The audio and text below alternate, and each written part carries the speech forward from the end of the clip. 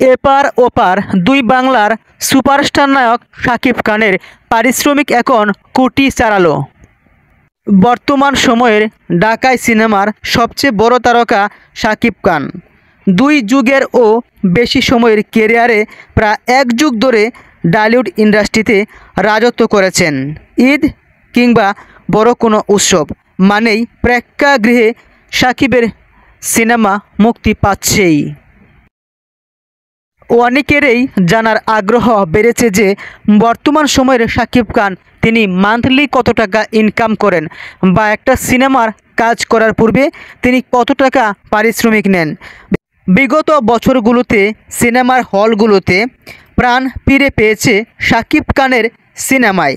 এর পূর্বে সালমান শাহ এবং মান্নার সিনেমা আসলেই সিনেমার হলগুলোতে সিনেমা প্রেমীরা এবং দর্শকরা ভিড় করতেন। বর্তমান সময়ে যে কারণে এ নায়ককে নিয়ে নির্মাতা কিংবা প্রযোজকদের আগ্রহের পরিমাণ বেড়েছে, কারণ এই নায়ককে নিয়ে অনেক পরিচালক প্রযোজক তারা সিনেমা তৈরি করতে চান। তবে সম্প্রতি সময়ের একের পর এক সাফল্য সিনেমার পরিমাণ কমিয়ে আনছেন শাকিব খান। বছরে 2 থেকে 3টির বেশি সিনেমায় কাজ করছেন তিনি।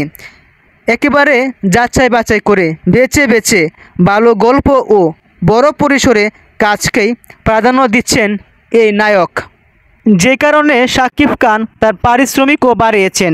বিগত বছরগুলোতে সিনেমা প্রতি কখনো কখনো 40 লাখ, আবার কোনো সিনেমা থেকে 50 লাখ, আবার কোনো সিনেমা থেকে 1 কোটি পর্যন্ত পারিশ্রমিকও নিয়েছেন এই তারকা।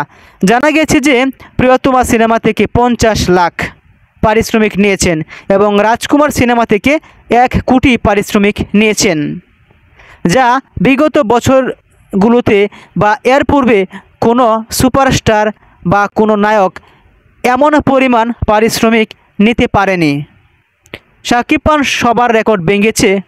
সম্প্রতি তিনি বলেছেন সেরা শীর্ষ অভিনেতাদের তালিকা নিজের নাম লিখাতে চান এবং শীর্ষ ধনী অভিনেতা অভিনেত্রীদের তালিকা তারা নামটাও লিখাতে চান। স্বপ্ন পূরণ হতে হয়তো আর বেশি দিন নেই এই নায়কের।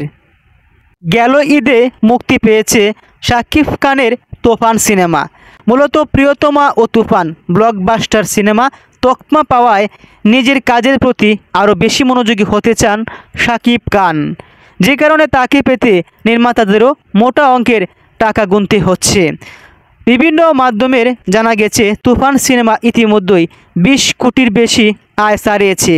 যদিও আনুষ্ঠানিক কোনো ঘোষণা নেই, তবে বিগত বছরগুলোতে দেশের সিনেমা ইন্ডাস্ট্রিতে সবচেয়ে বেশি আয়ের সিনেমা হতে চলেছে এই তুফান। সম্প্রতি গত 5 জুলাই মুক্তি পেয়েছে ভারতেও।